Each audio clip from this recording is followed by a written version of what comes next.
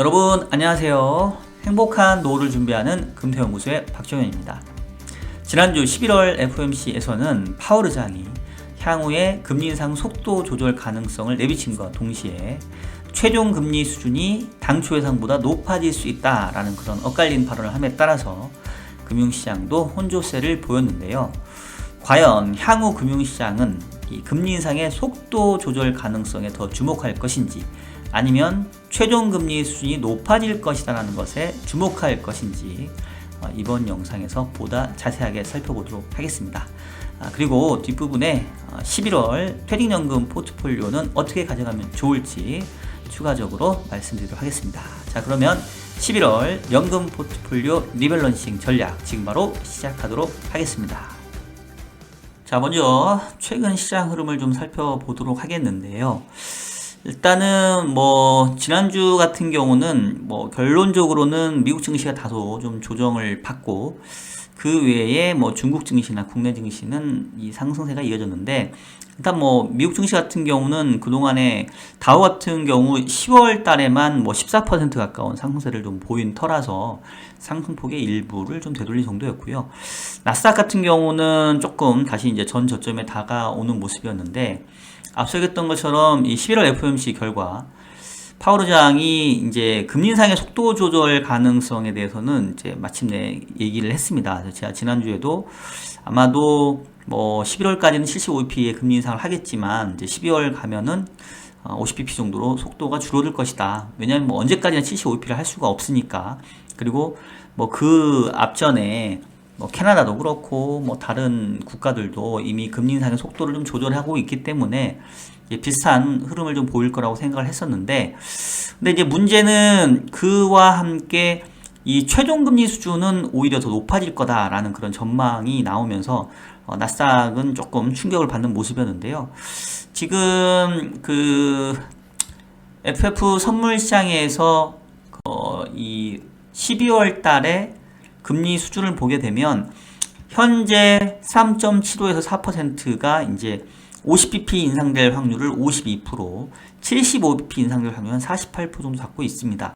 여전히 75bp의 인상 가능성이 48%니까 꽤 높기는 한데, 어쨌든 간에 이제 과반은 50bp 쪽으로 조금은 이제 기울고 있는 게 사실인 것 같고요.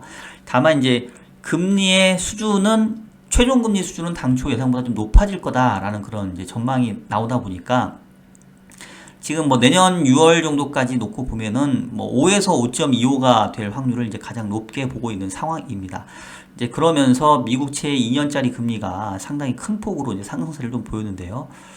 지금 미국채 2년짜리 금리를 보시면은 현재 4.7 정도, 한때 4.8까지 지금 갔던 상황입니다. 그래서 아무래도 이 절대금리 수준 자체가 계속 이제 높아지다 보니까 기술주 위주의 나스닥은 지난주 상당한 좀 조정을 받았습니다. 반면에 이제 홍콩이랑 이 상해가 지난주에 아주 급반등하는 모습을 보였는데, 중국이 이제 시진핑의 3년임으로 인해서 상당히 독재 체제가 강화될 거다라는 그런 우려감들이 높아서 그동안 이 상해랑 항생지수 아주 폭락세를 좀 보였는데요. 지난주 같은 경우는 지금 이제 중국에서 이 코로나 통제가 조금 완화될 수 있다라는 그런 기대감들이 좀 높아지고 있는 상황입니다. 그러면서 지금 항생이 한 8%, 상해가 5%대 급등세를 보이는데, 근데 사실 이 항생 같은 경우 보시는 것처럼 이 급락한 수준이 워낙 가팔랐다 보니까 최근에 반등하는 게 그렇게 크게 의미 있게 와가는 같지는 않습니다. 자, 이제 국내에서도 지금 코스피가 2130을 9월 말에 찍고 지금 2340, 50까지 조금 반등을 주고 있고요. 지금 2400선이 지금 목전에 지금 눈앞에 지금 보이고 있는 상황입니다. 코스닥도 700선 탈환을 지금 시도를 하고 있는데, 일단은 보시는 것처럼 차트의 모습만 보면 상대적으로 조금 견조하게 약간 이제 바닥권에 대한 이제 지지에 대한 어떤 기대감을 높이고 있고요. 물론 이제 과거에 반등했다가 또 무너지고 이런 패턴이 반복됐기 때문에 이번에 이제 반등한다 하더라도 결과론적으로 이 120일 이평선 정도, 2400선 정도 가게 되면 다시 또 뭔가 이 매도 압박 또 조정의 압박도 좀 심해질 것 같긴 해요. 하지만 의미 있는 것은 2100선 정도에서는 이제 확실하게 조금 뭔가 좀 거리를 많이 벌리면서 어느 정도 설령 다시 밀린다 하더라도 2100 정도에서는 좀 지지되지 않겠느냐. 바닥권에 대한 인식들은 조금씩 잡아가고 있는 그런 부분들이 좀 긍정적이지 않을까라는 생각이 들고요. 지금 눈에 띄는 거는 이제 외국인 매수세가 지금 계속해서 좀 이어지고 있는 상황입니다. 지금 9월 말 이후에 거의 한 4조 넘게 5조 넘게 순매수 기조를 좀 지속하고 있기 때문에 이런 부분들 감안해 보면 일단은 유동성 경색과 신용 경색이 아주 심하게 와서 묻지마 투매로만 가지 않는다고 한다면 어느 정도는 조금 바닥권 형성에 대한 기대는 할 수 있지 않을까라는 생각들을 좀 하고 있고요. 다만 이제 제가 계속 말씀드리지만 이제 연말까지는 이제 국내에서 사실 신용 경색이 어떻게 전개될지 정확하게 알기가 좀 어렵습니다. 이건 이제 예측의 영역이라기보다는 약간 이제 돌발 이벤트라든가 이제 이런 게 있냐 없냐의 문제이거든요. 사실 이제 레고랜드 사태로 인해서 한번 이 국내의 자금 시장, 특히 채권 시장을 중심으로 인해서 자금 시장이 한번 좀 꼬이기 시작을 했고 그 뒤에 정부가 50조 원 플러스 알파의 유동성 공급을 하면서 이게 조금 이제 진정되는 걸 했는데 또 지난주에는 뭐 H생명이라든가 또 D생명이라든가 이런 쪽에서 이 신종자본증권에 대한 콜 상환을 이제 안 하기로 함에 따라서 어떻게 보면은 약간 이제 좀 그 투자자 입장에서는 이 신뢰감을 좀 잃게 만드는 일이죠. 원래는 뭐 암묵적으로 콜을 상환해줘서 원금을 회수할 수 있게 해줘야 되는데 지금 현재 보험사들이 상황이 어렵다 보니까 차안 발행이 안 돼서 어쩔 수 없이 그냥 기존의 투자자에게 야, 미안하지만 콜 상환 못 해주겠다. 그냥 니네가 좀 더 갖고 있어라. 이제 이렇게 진행이 됐기 때문에 이게 이제 어떠한 후폭풍을 일으킬지 잘 모르겠어요. 지금 정부에서 이번 주에도 이제 채안펀드의 자금 집행을 좀 더 집중적으로 하고 또 뭐 공사채라든가 특히 한전채 같은 경우에 발행을 좀 이렇게 줄이게 하고 은행 대출로 돌리고 하여튼 여러 가지 유동성을 조금이라도 풀어주기 위한 노력들을 하고 있습니다. 그래서 만약에 그런 노력들이 잘 이제 작용을 하게 된다고 한다면 뭐 연말까지 큰 사건 사고 없이 이렇게 무난히 넘어가게 된다고 한다면 일단은 제가 봤을 때는 주식시장도 조금은 한 고비는 좀 넘긴 상황이 되지 않을까라고 이제 보고 있는데 만약에 예상치 못했던 또 하나의 어떤 뭐 이 신용 이벤트 같은 게 불거지게 되면 또 순식간에 이제 묻지마 팔자 유동성을 마련하기 위한 이제 투매들이 나올 수 있거든요. 이제 그래서 그런 부분들 때문에 제가 계속해서 아직은 조금 찜찜하다. 연말까지는 조금 보수적으로 보자라는 지금 말씀을 좀 드리고 있는 거고요.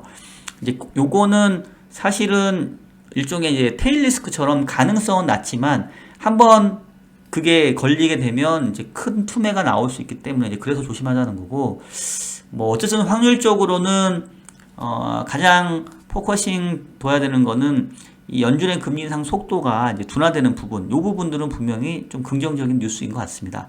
일단 가장 가격 지표상에서 볼 수 있는 게 바로 이제 달러화의 강세가 좀 주춤하고 있다라는 건데요. 달러화가 115 한때 갔다가 지금 이제 110까지 내려오고 있는 상황이고 그러다 보니까 우리 원달러 환율도 지금 한 1444원 1444 이 숫자가 별로 이렇게 느낌 자체가 별로 좋지가 않네요. 그랬던 게 지금 1419원까지 내려왔고 제가 알기로는 금요일날 NDF 시장에서 거의 한 15원 가까이 또 더 내려온 걸로 알고 있어요. 그래서 아마 월요일날에는 1400대 초반 정도에서 시작할 가능성이 좀 높아 보입니다. 이제 그렇다고 보면 기본적으로 달러화의 강세가 조금 완화된다고 했을 때는 이제 국내 이 시장에는 주식 시장에는 조금 긍정적으로 작용할 수 있는 부분들이 조금 분명히 있다 이렇게 생각이 됩니다. 그래서 앞서서 지금 제가 오프닝에서도 얘기를 했는데 향후의 시장의 포커스가 연준의 금리 인상 속도가 조금 줄어드는 거에 집중할 거냐 아니면 최종금리 수준이 높아지는 거에 주목을 할 거냐 이제 이 부분이 상당히 중요할 것 같은데 일단 단기적으로 봤을 때는 금리 인상의 속도가 줄어드는 것에 저는 조금 더 긍정적인 효과를 받을 가능성이 높다고 생각을 합니다. 왜냐하면 금리 인상의 속도가 줄어드는 거는 당장 바로 앞의 일이거든요. 그러니까 지금 11월 FOMC가 이제 끝났고 12월 FOMC가 12월 14일 날 있게 되는데 이제 12월 14일까지는 어떻게 보면은 이제 기존의 75bp씩 4번의 자이언트 스텝을 한 이후에 50bp로 금리 인상의 속도가 줄어들기 때문에 체감적으로는 뭔가 긴축의 스탠스가 조금 완화되는 것처럼 느낄 가능성이 커 보이고요. 이제 그런 부분들이 전반적으로 달러화에도 조금 약세 압력. 그렇다고 한다면 외국인들의 국내 주식에 대한 매수 기조를 조금 더 이어가면서 외국인들의 상위 주식 매수 종목들 대형주 위주로 해서 지수 자체는 상당히 좀 견조한 모습을 보일 가능성이 크지 않을까라는 생각이 들고요. 내년도 넘어가서 이제 금리, 최종금리 수준이 뭐 5%대 높아질 거다라는 거는 이제 계속 불안감을 깔고 있는데, 사실 이건 좀 가봐야 아는 내용이긴 하거든요.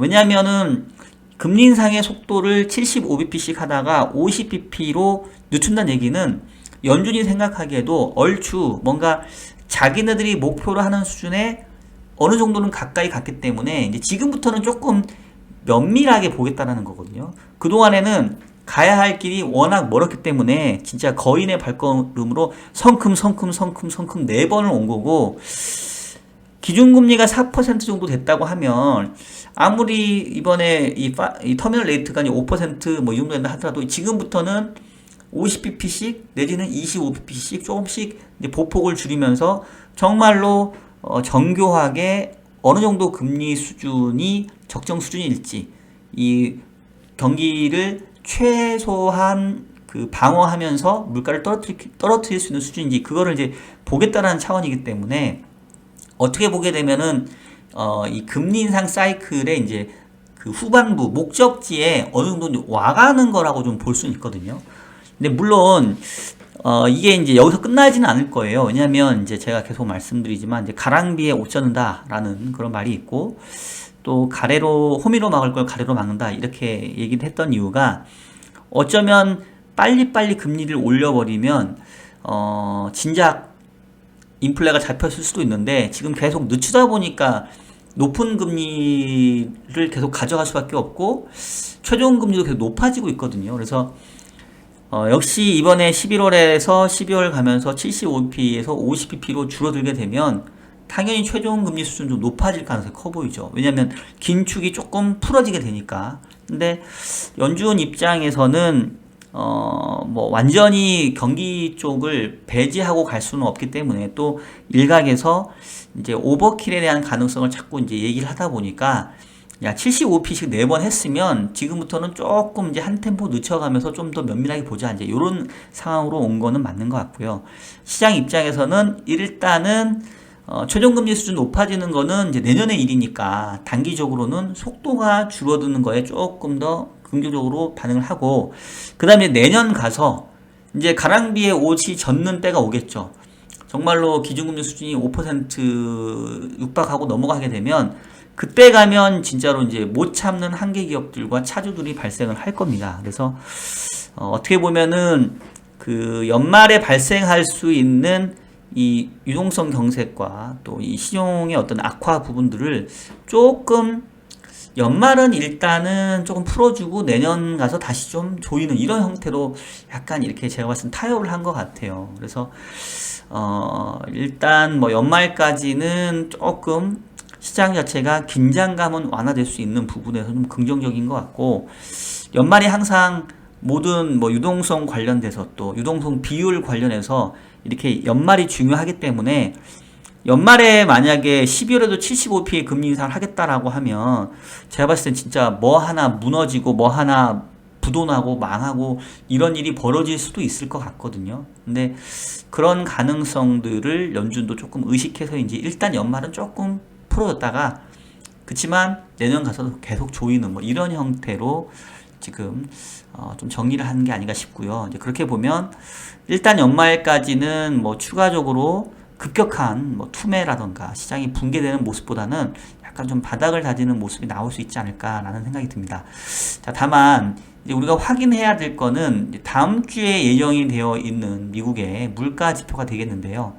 다음 주 목요일 날 지금 이제 10월 소비자 물가 상승 나오게 되는데, 일단은 지금 헤드라인 CPI는 기존의 6.6에서 6.5 정도, 코어 CPI구나, 지금 헤드라인 CPI를 먼저 보면, 헤드라인 CPI 같은 경우는 지금 계속 낮아지는 지고 있어요. 지금, 언제였느냐, 그, 6월 지표에서 9.1로 고점을 찍고, 7월 8.5, 8월 8.3, 그 다음에 9월 8.2, 그 다음에 이제 요번에 8.0까지 해서 이렇게 쭉 내려오는 그림이긴 한데, 지금 관심을 갖는 거는 이 근원 CPI, 코어 CPI거든요.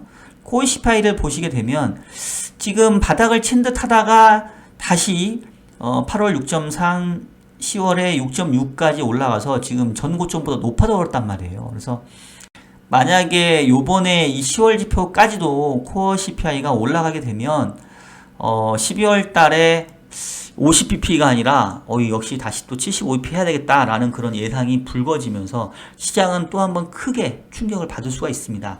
근데 다만 지금 현재로는 예상이 전월보다는 조금 낮아지는 6.5 정도이고 헤드라인 CPI는 뭐 8.0까지이기 때문에 만약에 요 정도 수준이 나와준다고 한다면 제가 앞서서 얘기했던 것처럼 12월에 50bp 정도로 금리 인상의 속도가 줄어드는 거에 대해서 시장은 먼저 조금 긍정적으로 반영을 할 것 같고, 그 다음에 이제 내년 가서 진짜로 5%대에 육박하는 금리 수준이 보이게 되면 누적된 부담이 그때 한번 시장에 다시 부담을 주는 뭐 이런 어떤 좀 시차에 문제가 생기지 않을까라는 생각이 들고요.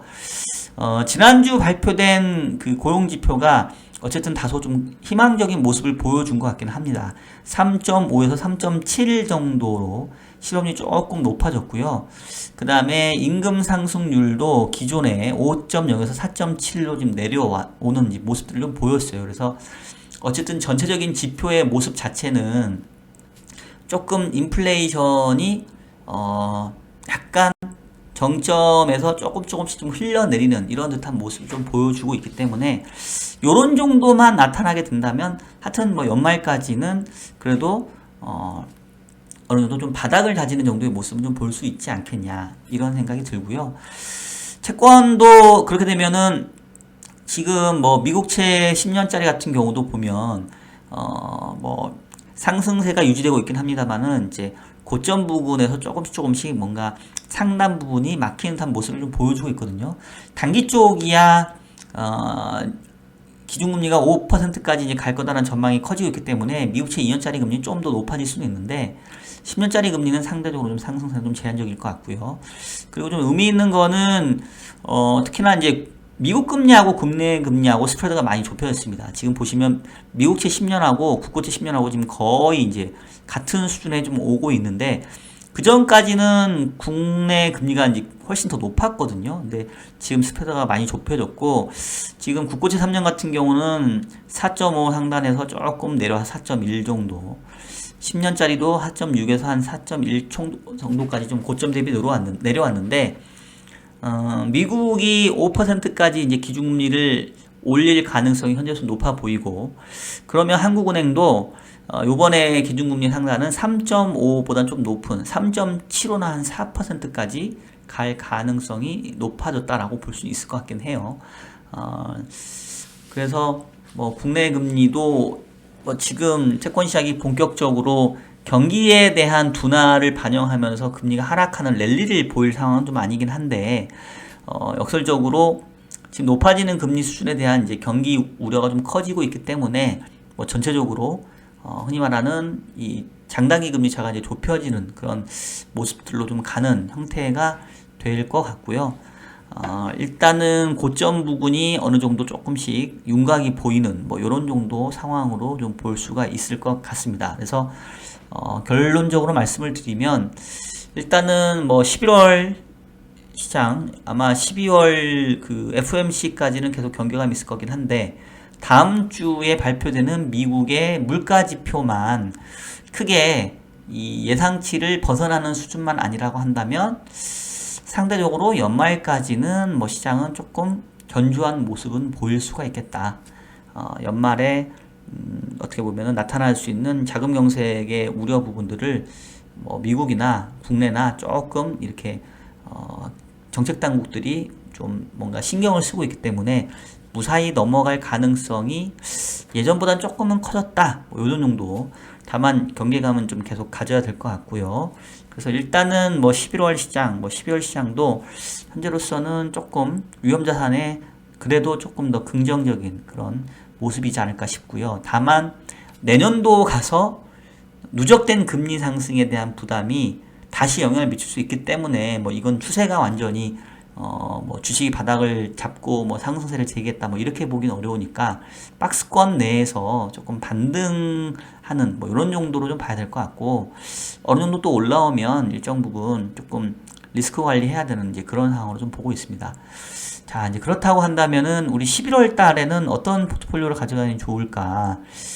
일단은 이제 여기 있는 게 제가 가지고 있는 포트인데, 뭐 이제 이 비중 자체는 뭐 다 개인차가 있으니까 뭐 이거를 꼭 여러분들이 준용하실 필요는 없고, 일단 이제 어느 쪽 섹터의 비중을 높이냐 낮추냐 이제 요거 정도만 여러분 참고를 하시면 될 것 같아요. 지금 이제 오른쪽 여기 표로 보시면 좀 나와 있는데, 채권 쪽 비중 조금 살짝 올리고 국내 주식 비중 좀 낮추고 그 다음에 해외 주식 비중 좀 높이고 뭐 현금 비중 좀 낮추는 뭐 이런 정도인데, 제가 한 2달 정도 계속해서 이제 현금 보유 비중 높이면서 저는 이제 연금으로 트레이딩 연금으로 DC형으로 들어오는 거는 지금 안 사고 계속 2달 동안 관망을 했었거든요. 그래서 현금 비중 좀 높아졌는데 11월에는 약간 조금 현금 비중 줄이면서 이 해외 주식 위주로 조금 먼저 조금 물타기를 하려고 하고요. 채권도 살짝 장기채 위주로 좀 물타기를 하려고 합니다. 다만 이제 국내 주식은 뭐 상대적으로 뭐 견조한 모습을 보인다 하더라도 그냥 좀 덜 사는 정도, 그냥 관망하는 정도를 보이려고 하는데, 일단 미국 시장 자체가 그 최근에도 보시는 것처럼 탄력이 확실히 달라요. 미국의 그 다우 같은 경우는 10월 달에만 지금 10몇 % 좀 상승을 했는데, 반면에 나스닥은 지금 아직 좀 부진하거든요. 특히 최근에 빅테크 기업들이 실적이 안 좋게 나오고, 반면에 금리가 높아지면서 많이 하락을 했는데, 저는 일단은 그 오히려 뭐 이렇게 조정 받을 때 미국의 이제 기술주 위주로 조금 저가 매수 기회 삼으면서 해외 주식 쪽을 먼저 조금 일정 부분 좀 물타기를 하려고 하고 있고요. 국내 쪽은 뭐 올라오면 그냥 조금 고마운 정도, 오히려 일정 부분 올라온 것들을 살짝 조정하면서 조금 채권 쪽으로 일부분은 조금 넘길 그런 정도를 좀 생각하고 있습니다. 그리고 11월보다는 이제 12월 달에 이 현금을 좀 더 많이 쓸 건데, 제가 아직은 올해 그 소득공제 여러분 700만 원까지 되시는 거 아시죠? 연금저축펀드하고 IRP 300, 400, 내지는 400, 300 이렇게 섞어서 하시면 될 수 있는데, 아직 연금저축펀드라든가 IRP를 올해 연간 700만 원 안 하셨다고 한다면 꼭 채워서 소득공제 혜택 받으시길, 소득공제가 아니군요. 세액공제 700만 원 넣으면 한 115만 원 정도 받으실 거예요. 그 혜택 꼭 받으실 바라겠고, 저도 한 지금 700만 원 다 안 채웠거든요. 그래서 12월 정도에는 남아있는 현금이랑 추가로 불입을 해서 일정 부분 올해 연말 정도에는 조금 그동안 투자 안 했던 것들을 좀 일정 부분 좀 채워가려고 하고 있고요. 일단은 첫 번째 지금부터 조금 보수적으로 보다가 채워나갈 거는 이제 해외 주식하고 채권부터 조금 일부 채워놓고, 그 다음에 12월 가서 조금 더 추가할 섹터를 좀 살펴보겠다, 뭐 이런 정도로 여러분들께 11월 달에 전략 포트 방향 말씀드릴 수가 있겠습니다. 자, 지금까지 11월 연금 포트폴리오 리밸런싱 전략 말씀을 좀 드렸고요. 전체적으로 이제 제가 걱정하고 우려했던 유동성 경색, 신용 경색에 대한 우려는 정도로 보면은 옛날에는 우려감이 뭐 100 중에 한 7, 80이었다면 지금 한 50, 60 정도로 다소 조금은 줄어든 것 같기는 합니다. 그래서 뭐 제가 우려하는 일들이 크게 벌어지지 않고 쓱 넘어가면 좋긴 하겠는데, 이게 또 연말에 아직 연말까지 시간이 좀 남아있고 무슨 짱돌이 또 날라올지 모르니까 아직은 경계감을 완전히 늦출 수는 없겠고요. 다만 이러한 이 신용 사건만 발생하지만 않는다면 현재의 가격 변수는 분명히 지나놓고 보면은 조금 매력적인 레벨에 있으니까 지금부터는 일부는 조금 늘려가는 것도 나쁘진 않을 것 같고요. 다만 연말까지는 조금 더 서두르기보다는 더 좋은 매수 기회를 찾는 노력들이 좀 필요하지 않을까라는 생각이 들고요.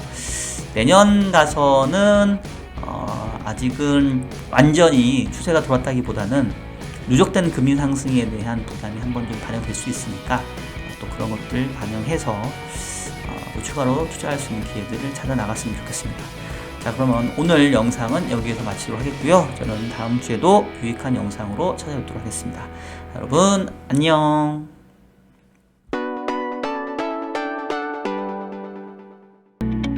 저희 평택우리병원은 환자분들의 신뢰를 바탕으로 꼭 필요한 치료를 하는 체계화된 시스템을 운영하겠습니다.